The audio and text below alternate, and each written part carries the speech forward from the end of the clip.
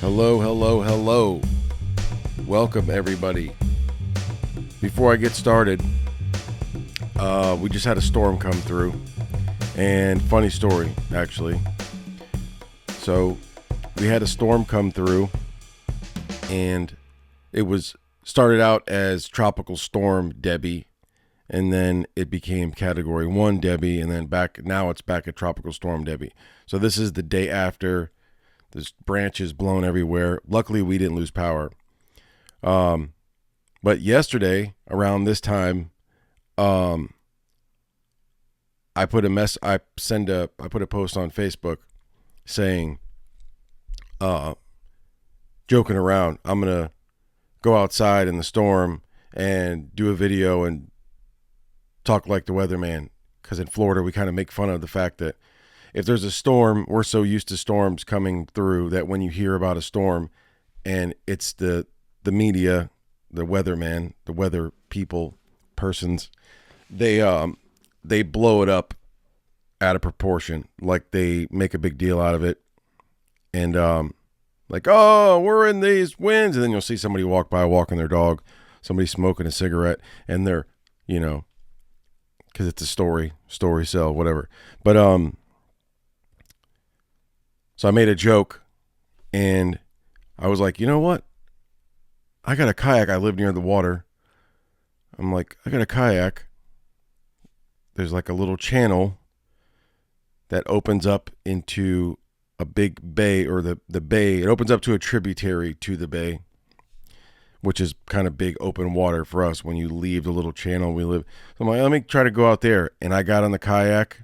And I'm doing I did like a little Facebook Live, and the rain's coming down, the wind's kicking up, and the droplets kept hitting my screen on my phone. I'm trying to set the phone up, dragging my kayak out, trying to be funny and cool at the same time, which is a really hard combination to pull off unnaturally. So I like trying to be cool on camera.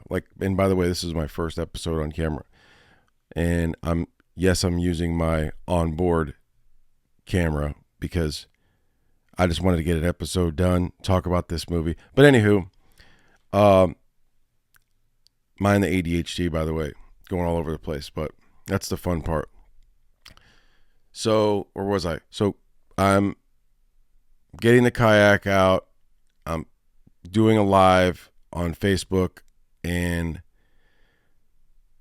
then I'm in the kayak. I've got my GoPro strapped to my head, and I've got my raincoat on, and I start paddling out, and I'm going out into this channel, and then a gust of wind kicks up, and it catches my jacket and the paddles. I could feel the wind. It was that gust of wind was so strong that it almost pulled the paddle right out of my hand. I was kind of loosely holding the paddle, and I could feel it going whoop, and it's pulling me, and it's going out into open water.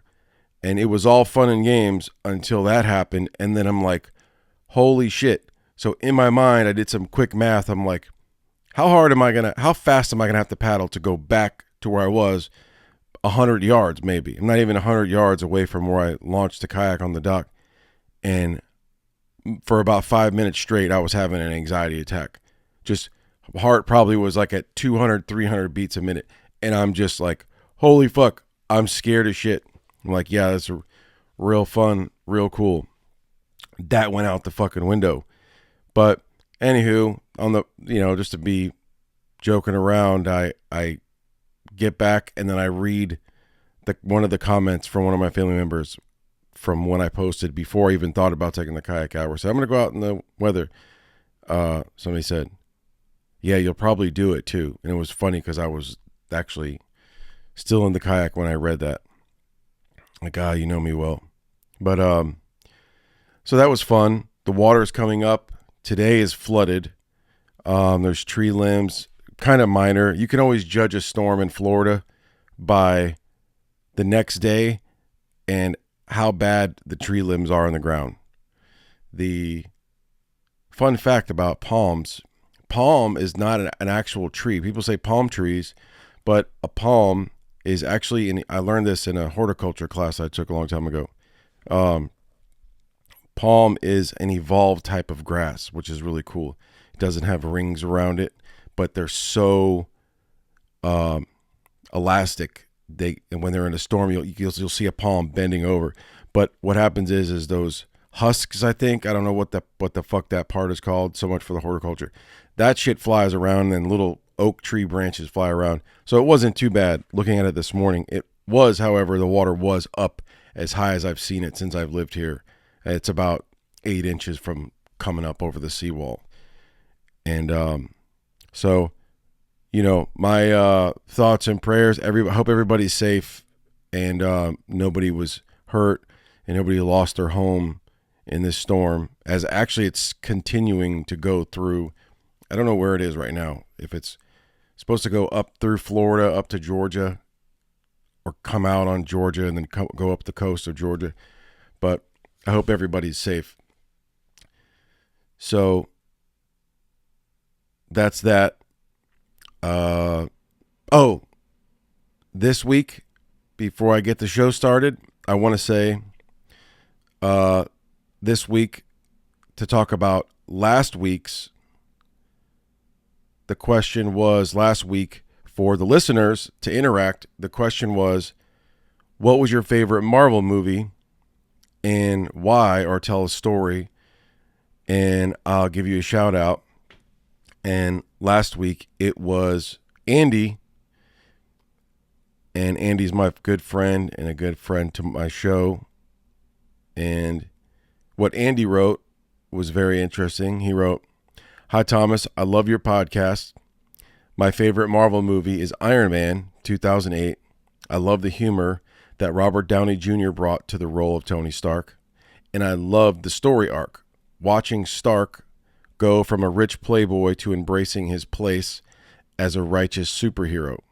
Keep up the great work, Andy." So thank you, Andy. And that was from the first episode. So thank you very much. Let's get into the show. Cue the intro music.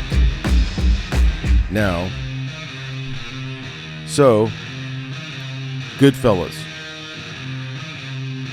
Should have mentioned that early on, but you'll see it in the title. So, Goodfellas, one of the best films I've ever seen. Critically acclaimed. It's a classic. If not when you talk about gangster movies, it could very well be the best gangster movie. A lot of people say. And researching this, I've seen the film. If I had to guess, and I couldn't go over, I always like doing this. If I had to guess a number on how many times I've seen this movie, but I couldn't go over, like I've seen it at least this many times, but if I go over, then I lose. I've seen this movie at least, I want to say 75. I want to say 100, but I'm going to be safe and say 75 times.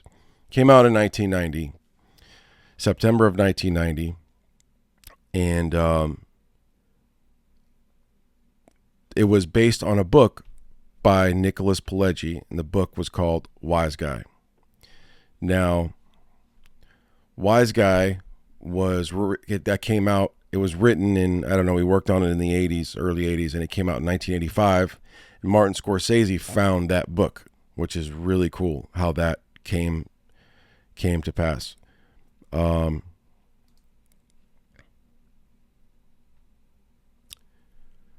going to read something here.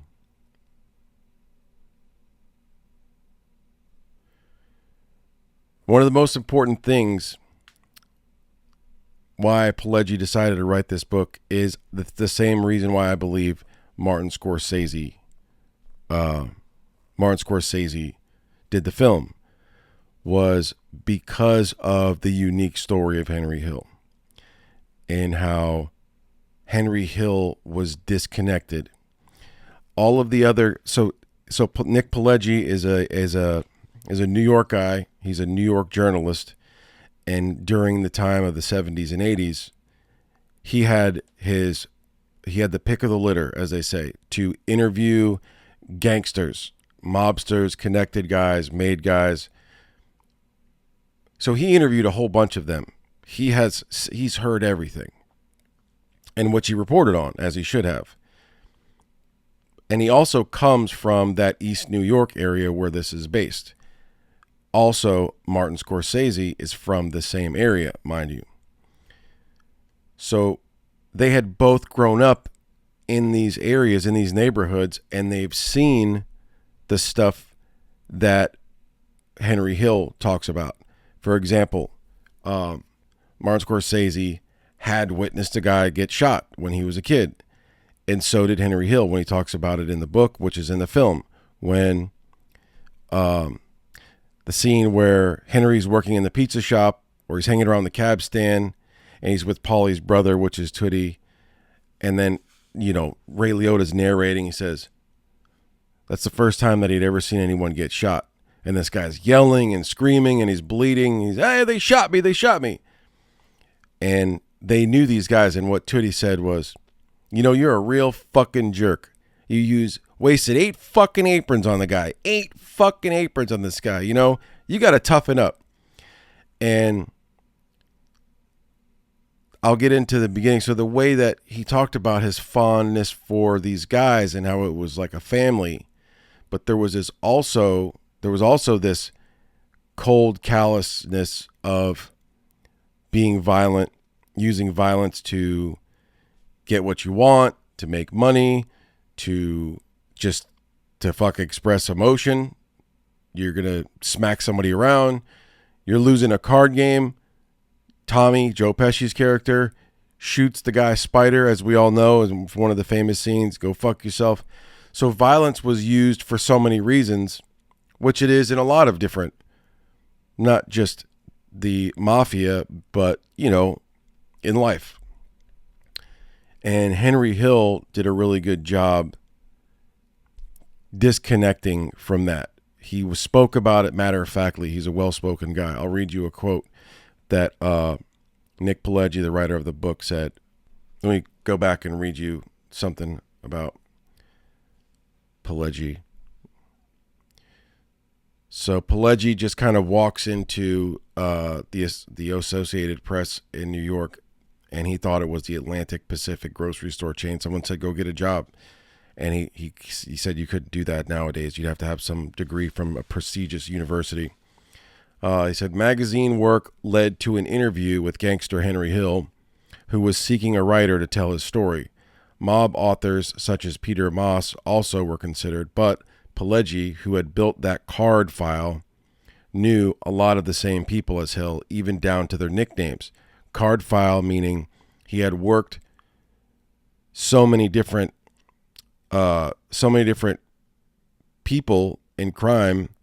He had developed a Rolodex. Back in the day, you didn't have a Rolodex. You didn't have the internet. You didn't have your phone and saving your contacts. So as a journalist and an investigative journalist telling stories, like the FBI actually, he created a file card on guys that he met, guys that he heard of. He wrote down nicknames.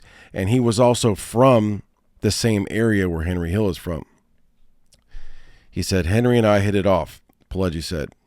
After the success of Goodfellas, Scorsese approached Pileggi looking for something new. What are you doing next? Scorsese asked him. As it happened, Pileggi had seen a news story about the illegal skimming casino. So that gets in the casino. But there was a quote that I wanted to read about. I can't find it, but it's not that long. It's not that important. But Pileggi, what he said about Henry Hill was he was polite. He was well-mannered. He was well-spoken. He was a nice guy. He would smile. He wasn't, and he liked that about him. He was articulate, but he was also, like I said, he was disconnected from that life. And at this time,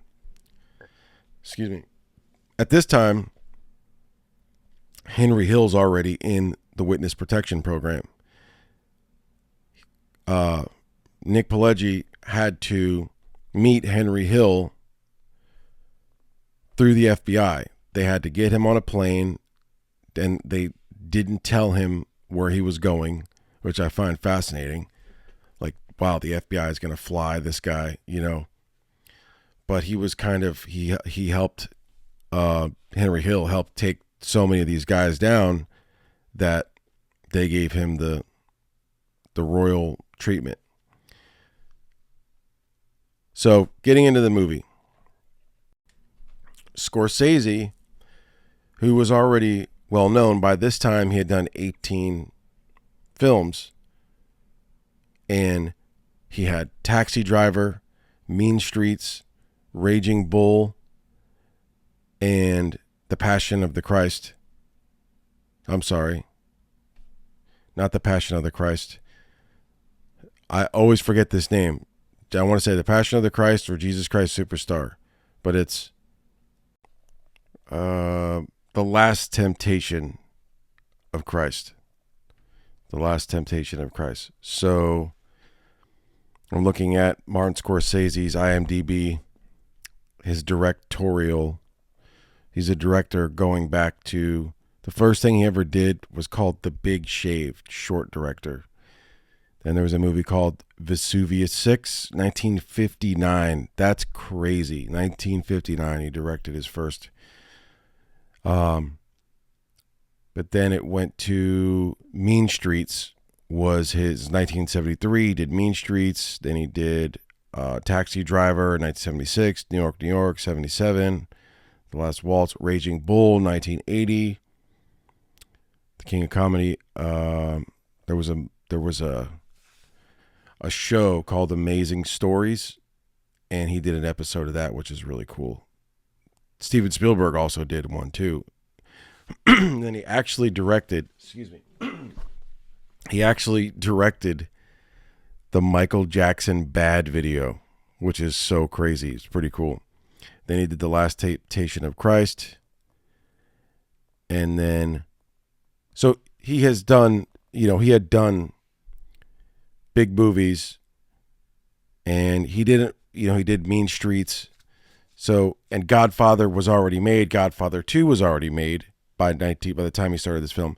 So, pretty much telling you this because he didn't really, he also did The Color of Money, which gets a 7.0 on IMDb. Get the fuck out of here. Goodfellas gets an 8.7. Well, what the fuck gets a 9? Sorry, I'm all over the place now. Goodfellas gets a 8.7 on IMDb. What gets a 9 or a 10? Get the fuck. Anyways. But, so, he didn't really want to do a gangster movie after Mean Streets, and he found the book. He found the Wise Guy book, and he knew, like I said earlier, the same connection what drew hold on a sec. My dog is making a noise that sounds like he's chewing something up. Hold on. Okay, I'm back. Where was I?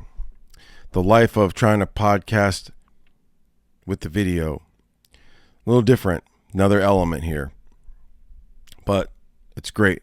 I love it. So where was I? So the same reason why Robert De Niro did the film, I think, is the same reason why Nick Pileggi wrote the book. It was because of the difference in stories, the way that the writing was done was like somebody from that area like knew these guys. The way that he put everything, the way that, it was really Henry Hill telling the story, the way that he was disconnected from it. And at the time, he had already gone into witness protection. So let's get into the movie again. So the movie, so now I'm going to tell a story of when I was a kid, the first time I saw this movie. So it came out in 1990, and in September of 1990.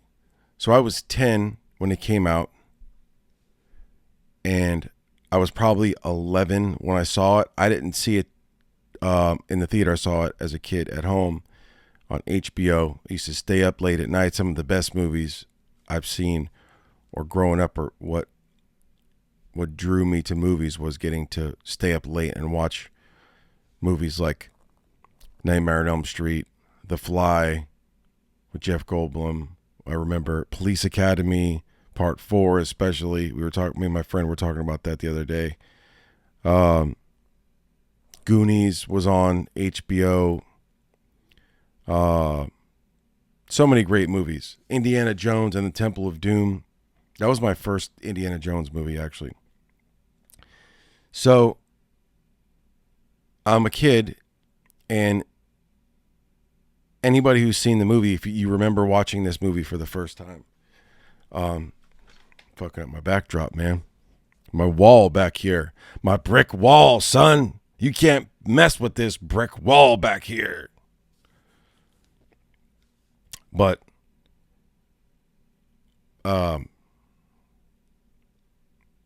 so I'm a kid. The opening scene is, I remember it just being very red. After watching this movie, I've seen it a million times.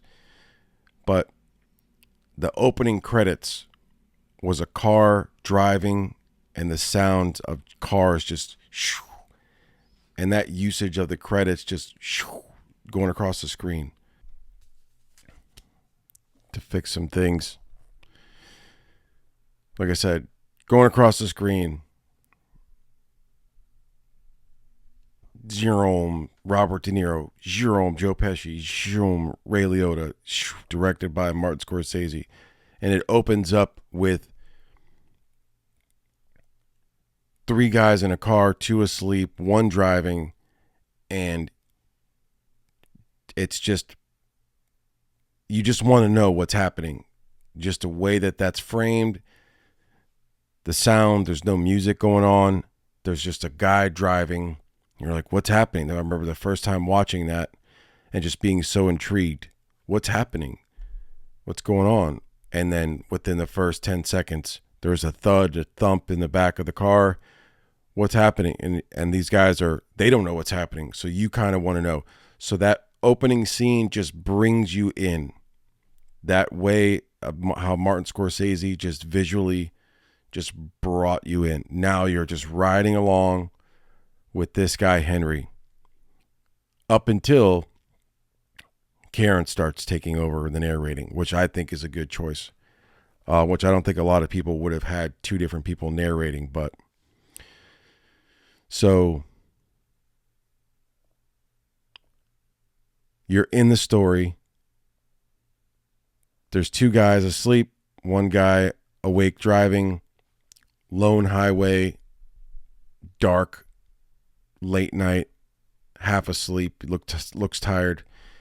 They pull over, and it's a guy in the back of the car. And it's like, whoa. And the color of the red brake lights on the car, which was just saturated the screen with these guys are just being illuminated red. And it has to do with rage. Rewatching this movie the last time I watched it, where I was kind of taking notes and being a little bit more analytical, or at least trying to break down different things and coming up with stuff that I've never really thought about. The use of color in this film. One other scene I'll get to, which was a big eye-opener, which I thought was genius, in the fact that I had never thought about this until recently. Has to do with Henry. So the red color of the scene, the guy in the trunk, and what was interesting was they show the violence right away. So there's a guy, 1 minute and 50 seconds up to 1 minute and 58. There's a murder, a brutal murder that happens on screen within less than 2 minutes. The credits just got done rolling, and the opening scene is a guy getting stabbed. And what was great was it wasn't super dramatic or orchestrated. It was just the way that Joe Pesci, the way Tommy, the character Tommy he was irritated. You motherfucker, you're still alive. You know, guy, he just woke up in the middle of in the middle of a car ride. He's falling asleep and he's irritated. He's inconvenienced him that you're still alive. And then you find out what they're doing. They're out in the woods trying to bury him. But the way that they open that movie, and then the famous opening line, Ray Liotta just looking off, holding up the trunk, and he just says, as far back as I could remember, I always wanted to be a gangster. And then it goes into his childhood, which is incredible. So now it's going from this violent, you don't know if this is a slasher movie, you don't know what the hell's going on. And it goes to this coming of age story with the kid lives across the street. Henry in the book was a lot. The book was aligned with the movie, or vice versa. I mean, there's a lot of detail, but there's only 2 hours to tell the story. But there was the way that he followed along, which was another thing was interesting. Scorsese had Pileggi write the screenplay with him, and he was on scene with him, and they were partners in the writing process. And the fact that he split the partnership, like it was a 50-50, which was incredible. That way he could have help with the original, stick with the source material. And Henry Hill, I believe, was I don't know. That's a good question. I want to know if Henry Hill was on scene, because there was some real mobbed up guys on that set. So was Henry Hill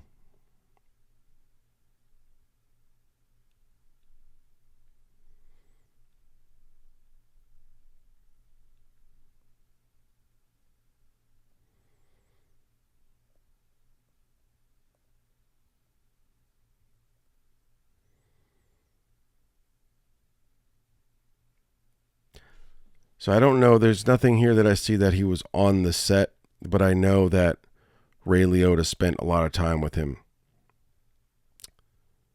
Says the majority of the plot points in Goodfellas are 100% real, but some events were slightly sped up or omitted for effect.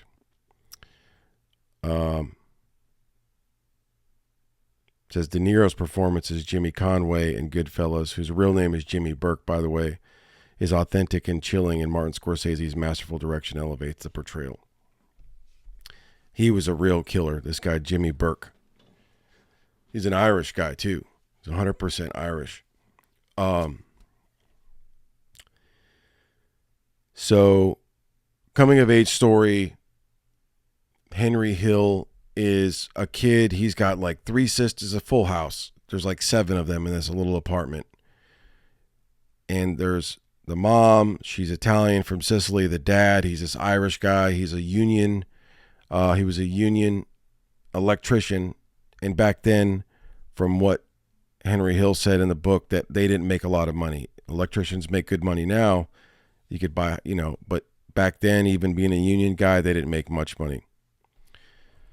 So his dad was always angry. He was pissed off, like he said in the story when he's narrating. He was mad that his dad didn't make so much money. He was mad that he couldn't afford a car, that his mom couldn't, he couldn't buy his mom a car, his wife a car, and then he's mad that his son, his youngest son, was in a wheelchair.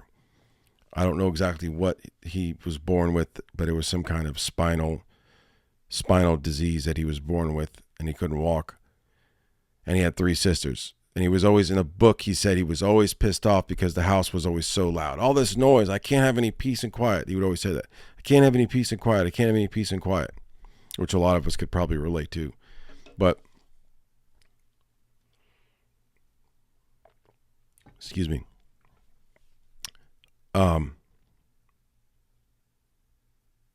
So he wanted to be out of the house. Just like me as a kid. You can kind of put yourself there. And I'm seeing this. I'm his age. I'm the kid's age when I see this. So getting out of the house and finding something to do is so relatable. And that's what he was. He was an adventurous kid. And he liked to work. He liked to make money. And what he saw, for me, growing up in Davie, Florida, is a lot different than this guy growing up in Lower East Side of Manhattan, or East New York, they call it, that area. There's like an area called East New York. He sees the cab stand. He sees these guys driving Cadillacs. They're always hanging out. They're always laughing, joking. In the book, he talks about how there was a neighbor that would always complain about people, but he would never complain about these guys. They would stay up late in the summertime. They'd be up till 1 o'clock in the morning, shooting dice, playing cards, playing music, being loud. And this guy would never complain. He would never dare. Everybody respected and feared these guys. So we like that. In the film, the narration is perfect of Ray Liotta talking about how he loved the fast life. And one thing that they don't talk about in the movie is the other guys, Paulie, his younger brother Tootie, all the guys that hung around the cab stand, they all had, not all of them, but a lot of them had kids. They had sons. It's just their sons didn't want to go hang out where their dad was. You know, a lot of kids don't want to come out there and go hang around where your dad's at all day long. Maybe they get jokes cracked on them, or they got to run errands. That's what they really needed. They really needed some errand boys. But Henry, he was all about it. He saw that as his in. Maybe he was thinking about it like that. It was really just something to do. And everything out of his mouth was the cab stand. You do your homework? Yeah, I did it at the cab stand. You got to be out playing with your friends? I do, Mom. I play with my friends at the cab stand. And that's what he did. He hung around the cab stand, which was owned by Paulie. I believe his last name was Vario, or Paulie Vasario was his name. And Paulie and his brother had a bunch of different businesses. They had the pizza shop, they had the cab stand, they had stores, they had all kind of rackets. So Paulie, as you see, he said Paulie, when they introduce him, it's great slow motion. That's where Paul Sorvino, who's perfect, kind of like Tony Soprano, just a big guy, towers over people, commands a lot of respect. Like when Paulie, they're all joking around. One guy's giving the other guy a noogie, which was actually Tony Sirico from Sopranos. You know, this is pre-Soprano. They're messing around, and Paulie just comes out smoking a big stogie and just slowly looks at everybody.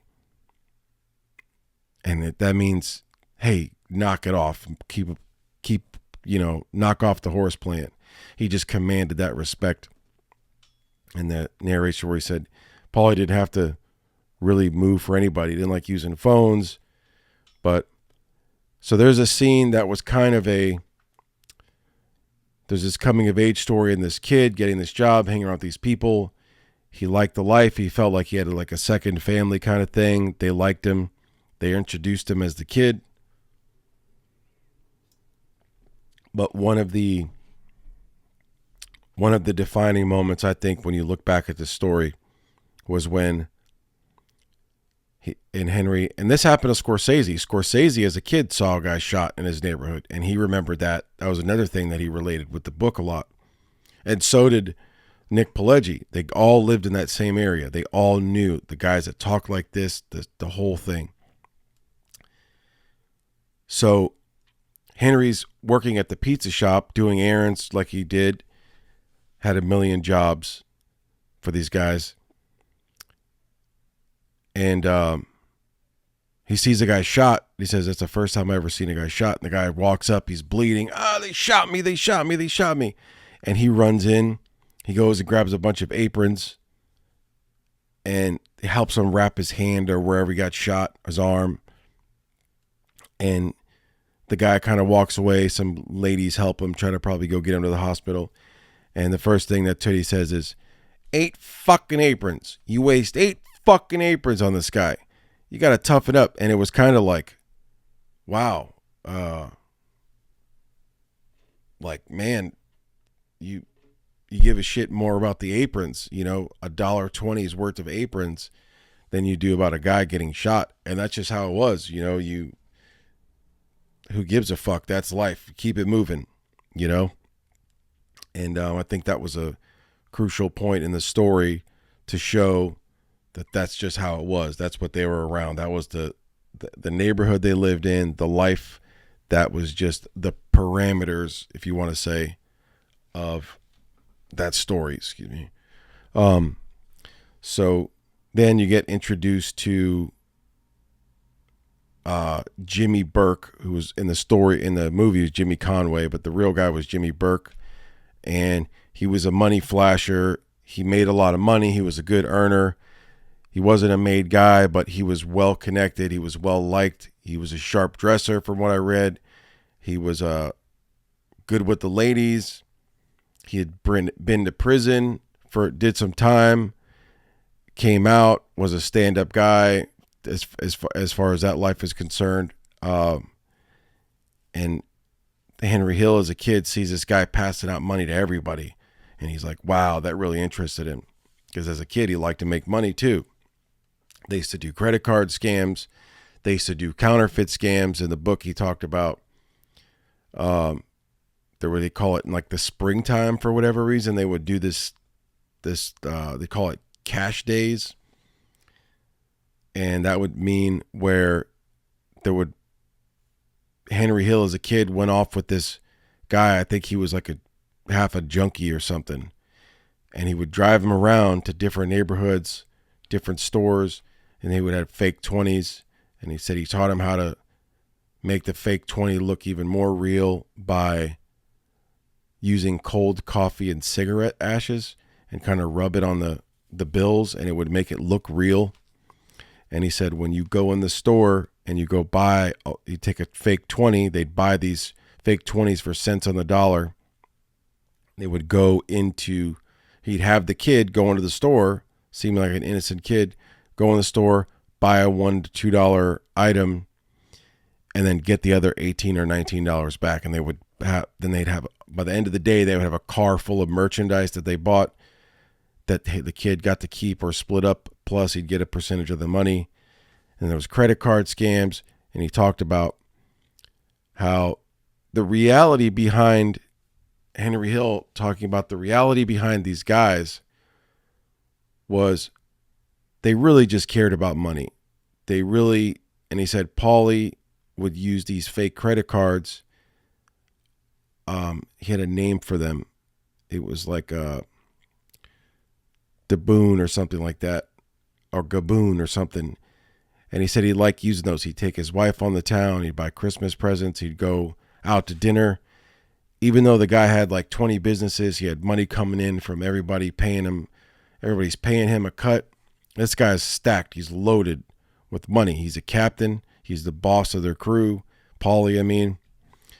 But and then Henry Hill makes a remark like he still liked to use these fake cards. And he said Paulie always said that whiskey tasted better on using the fake credit cards, their little nickname they had for him.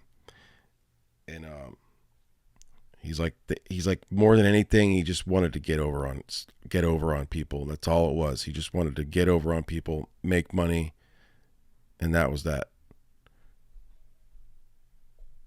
But check. I'm doing some adjusting here. So then Henry kind of goes into adulthood.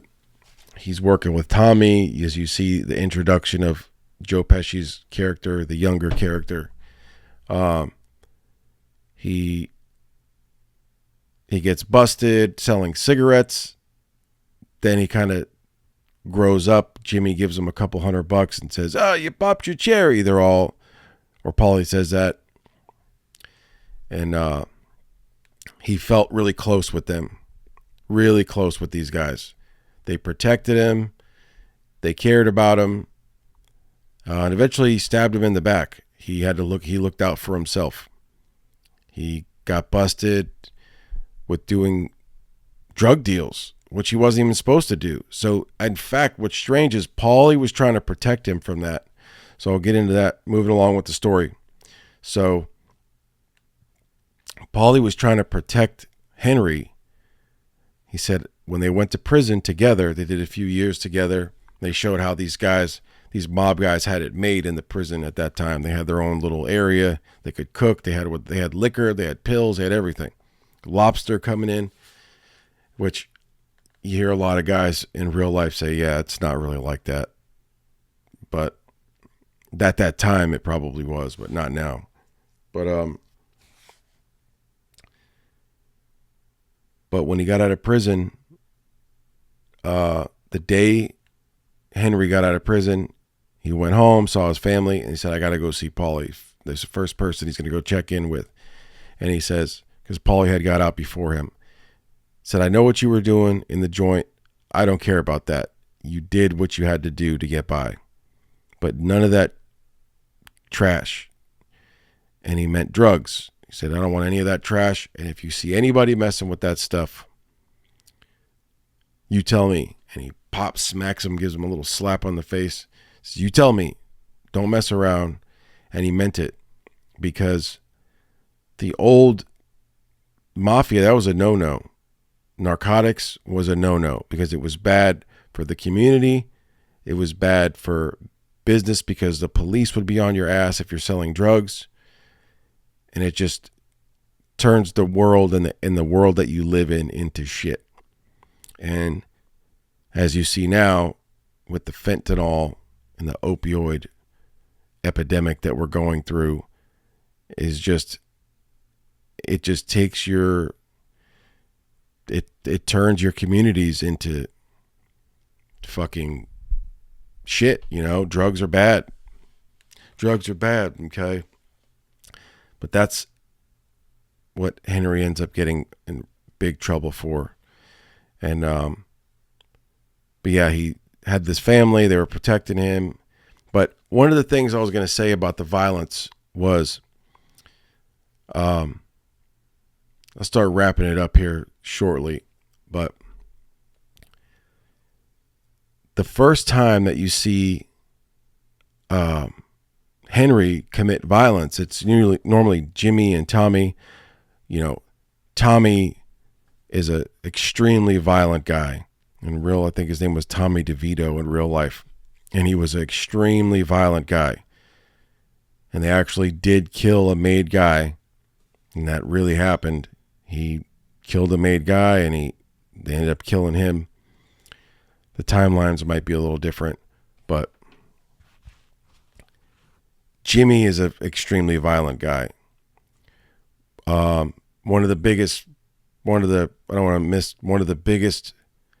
biggest heist in history, in American history at the time, the biggest cash heist was that Lufthansa heist, where they robbed an airline that was bringing in cash from overseas, and it was like $6 million. And there were so many people in, there was a lot of moving parts, and you start seeing kind of the end. The story is things are just kind of falling apart. Martin Scorsese said that when he made this film,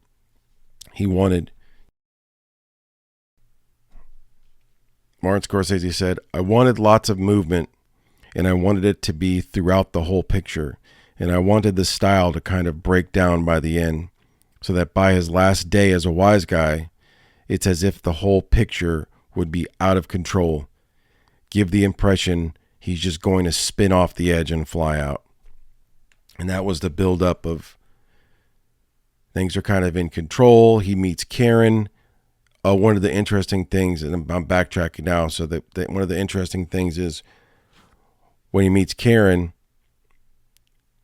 the narration takes over from her perspective, which I think is really interesting because it reminds you that this isn't just... Martin Scorsese didn't want to just glorify violence. That was not the purpose of this film. He was showing the family element, that there was other people involved. Other people got hurt. Other people were afraid. Karen was a big part. She went into witness protection with Henry. They had 2 kids. They had 2 daughters that went into witness protection. Families were hurt that those guys were making money, and it seemed like it's all fun and games. But she liked the lifestyle too. She admitted that. That big scene with the Copacabana was like this one long 3-minute shot. It was beautiful. They're walking through the restaurant. He's dressed up. He looks like he looks like a mob version of James Bond. He's got this nice silk suit on. He's tipping people. Cash is going everywhere. They get a table right up front. They got a bottle of champagne on ice for the guy, and the guy's like 21 years old, 22 years old. She's like, who the fuck is this guy? Wow, look at this. And in New York, that's huge. The Copacabana, she's like blown away. But moving forward, there was that scene. Okay, so this is one of the things that stood out. So there was that scene in Goodfellas where Karen they're on a date. It's early on. They're not married yet. Henry is on a date. Henry's on a date with Karen, and they're at like a racket club or a golf club or something like that. And it's kind of the upscale people that Henry hadn't been used to being around. And he tries to use cash, but you get introduced to this character, the guy that lives across the street. And it's his girlfriend, and there's this guy coming up saying hello. And of course he'd be a little curious, hey, who's that guy? And she says, oh, he lives across the street. Then later on, when Henry and Jimmy are shaking down another character, Maury, he gets a call, and it's Karen. She's crying. She's upset. She's been attacked by this guy. He made a pass at her. He grabbed her or something. And that's when you see Henry commit violence for the first and I think only time. The other only violence I remember is Henry hurting Karen.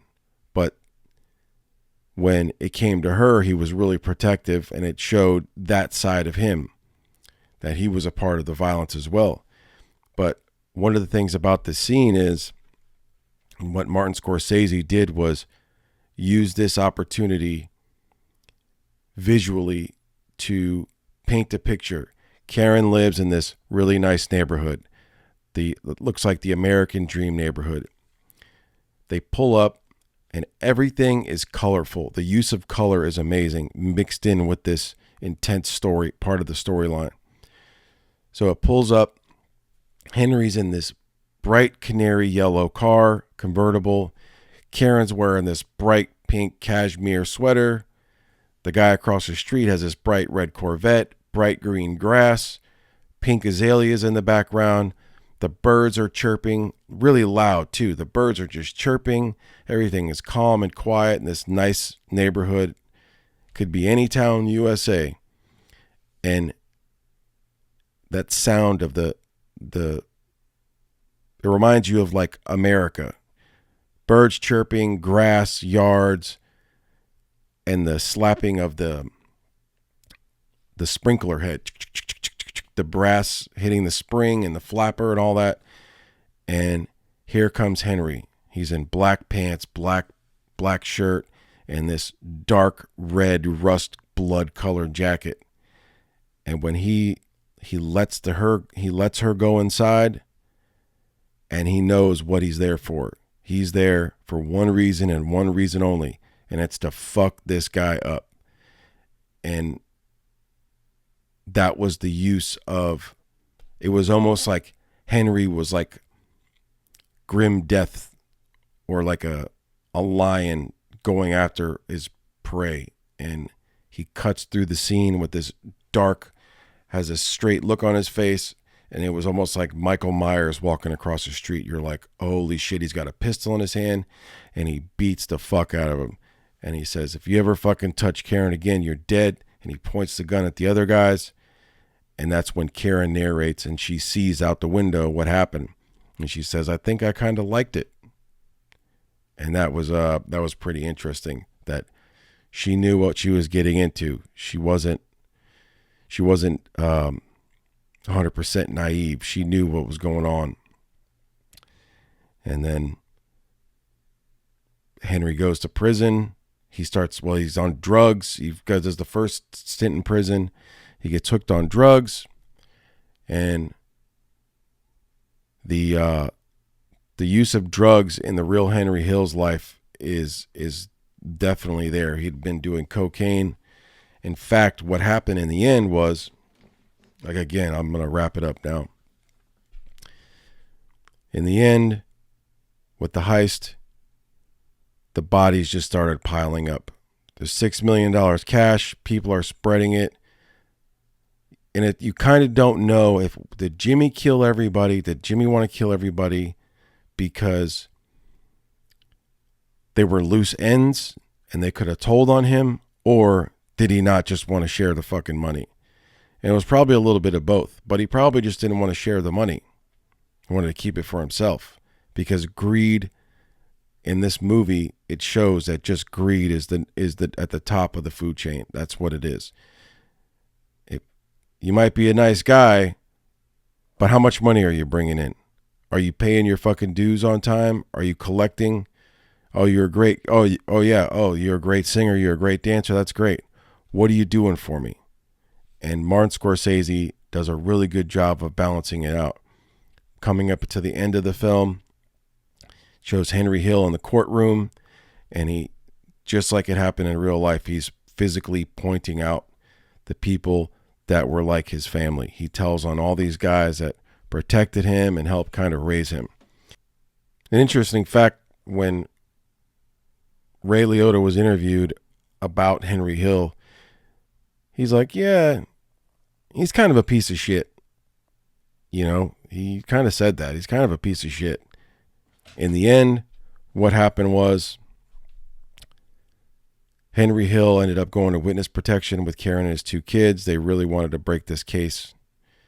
And what happened was Henry Hill was in witness protection, and he got arrested in Seattle for trafficking large amounts of cocaine. And in the end of the film, it kind of shows Henry mowing a lawn, and he's like, fuck this life. And that was a perfect ending for that film, because he really wasn't equipped to be in witness protection.